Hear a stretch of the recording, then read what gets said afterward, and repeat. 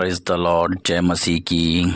मेरे अजीज़ों, मैं विश्वास करता हूँ आप सब खुदावंद यीशु मसीह में सलामत और बेहद खुश तंदुरुस्त हैं। विश्वास की लड़ाई। आइए आज हम दो चट्टानों के बारे में देखते हैं। पहला शमूएल अध्याय 17 का 3 बाब हमसे बातें करता है। एक तरफ के पहाड़ पर फिलिस्ती और दूसरे तरफ के पहाड़ पर बने इज़राइल खड़े हुए और इन दोनों के बीच वादी थी। Praise the Lord. चौथे में बोलता है, फिलिस्तियों के लश्कर से एक पहलवान निकला जिसका नाम जाति जुलियात, जिसे हम गोलियत के नाम से जानते हैं, था। उसका कद 6 हाथ और 1 बालिश था, लगभग 10 फुट का। Praise the Lord. एक ऐसा शख्स जिसका नाम गोलियत है, वो खुद में एक चट्टान है। कैसे? उस गोलियत की जो लंबाई है लगभग 9 से 10 फीट की थी और जिसके सर पर कांसे का टोपा था। उसके शरीर पर पत्थर की झिलम थी जो 57 किलो की थी। उसकी टांगें कांसे के कवच से ढकी हुई थी। उसके कांधों पर बर्छी थी और आप यकीन माने उसके भाले का अगला भाग 7 किलो का था। एक शख्स उसके आगे आगे ढाल लेकर के चलता था। Praise the Lord. उस दौरान अगर हम 17 के 6 में पढ़ेंगे तो वो बोलता है, वह फिलिस्ती सुबह और शाम नज़दीक आता और 40 दिन तक निकल कर आता रहा। ये फिलिस्ती गोलियत 40 दिनों तक इज़राइल के सामने आता था, उनको ललकारता था, बेइज्जत करता था और चला जाता था, पर उससे लड़ने के लिए कोई भी न था। 40 दिन तक इज़राइली क्या कर रहे थे? Praise the Lord. यहाँ हम एक शख्स को देखते हैं जिसका नाम दाऊद है, जो योद्धा नहीं बल्कि एक चरवाहा है।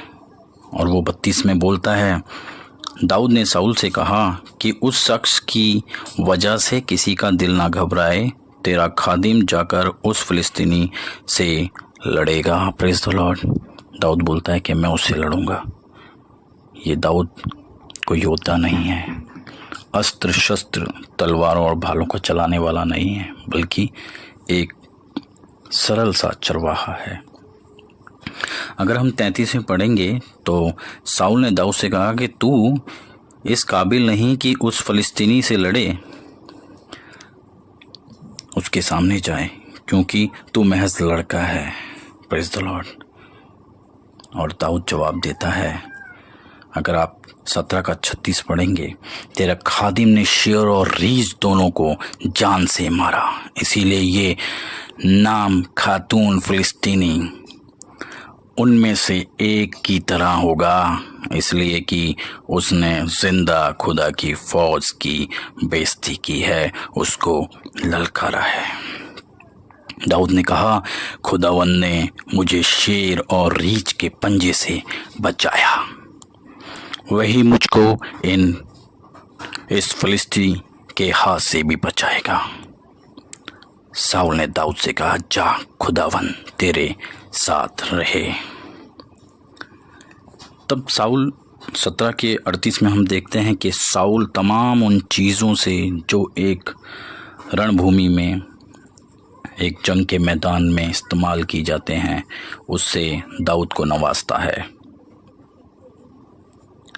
और आप यकीन मानिए कि 17 के 40 में दाऊद ने लाठी और 5 पत्थर के अलावा कुछ ना लिया और युद्ध में चला गया। और 45 में दाऊद कहता है, दाऊद ने गोलियत से कहा कि तू तलवार, भाला और पर्ची लिए हुए मेरे पास आता है, लेकिन मैं रब उल अफ़वाज के नाम से, जो इज़राइल के लश्करों का खुदा है, जिसकी तूने बेइज्जती की है, तेरे पास आता हूँ, जिसको तूने ललकारा है। Praise the Lord. 46 में बोलता है, आज ही के दिन खुदावंद तुझको मेरे हाथों में कर देगा और मैं तुझको मार कर तेरा सर तुझ पर से उतार लूँगा। और मैं आज के दिन फिलिस्तियों के लश्कर की लाशें हवाई परिंदों और ज़मीन के जंगली जानवरों को दूंगा, ताकि दुनिया जान ले कि इज़राइल में एक ही खुदा है। Praise the Lord, hallelujah. अगर आप देखें तो सिर्फ एक लाठी और 5 पत्थर लेकर के दाऊद एक पहाड़ चट्टान जैसे इंसान से लड़ने चला गया, क्योंकि उसने परमेश्वर को आगे रखा, क्योंकि उसने ईमान खुदा पे रखा। उसकी ताकत, उसका बल, उसका जोर खुदावंद खुदा था। और आप यकीन मानिए 17:49 बोलता है कि दाऊद ने अपनी थैली में अपना हाथ डाला और उनमें से एक पत्थर लिया और गोफान में रखकर उस पलिश्तीसी के माथे पर मारा, और वह पत्थर उसके माथे के अंदर घुस गया और वह ज़मीन पर मुंह के बल गिर पड़ा। Praise the Lord. दाऊद ने एक पत्थर से गोलियत को मार डाला और ईमान से फिलिस्तियों पर जीत हासिल करी। आप विश्वास करें, वो 40 दिन तक इज़राइल सिर्फ प्रार्थना कर रहे थे, खुदा के सामने गिड़गिड़ा रहे थे, अपने हाथों को उठाए इस करिश्मे को देखने के लिए अर्जियां लगा रहे थे। वो चिल्ला रहे थे कि हे जिंदा खुदा, तेरा करिश्मा हो। आपकी ज़िंदगी में भी आपके एक शख्स के ऊपर भरोसा करना ज़रूरी है। वो शख्स, वो हमारा खुदा यीशु मसीह है।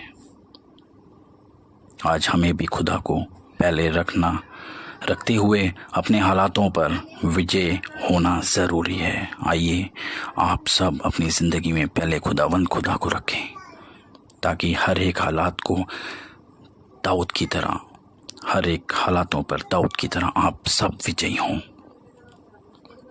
वो दाऊद की लाठी और वो पत्थर आज आपके पास भी हो, आप भी लेकर चलें। वो लाठी आज्ञा है और वो पत्थर परमेश्वर का वचन जो 2-धारी तलवार है।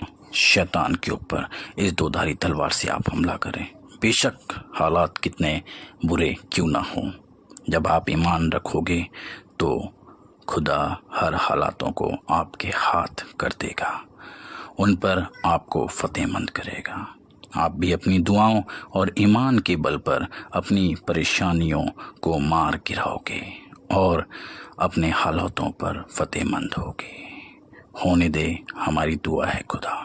सुनने वाला हर एक शख्स अपनी तमाम बुरे हालातों, मजबूरियों और कमज़ोरियों पर फतेहमंद हो यीशु के नाम से। आमीन, आमीन, आमीन।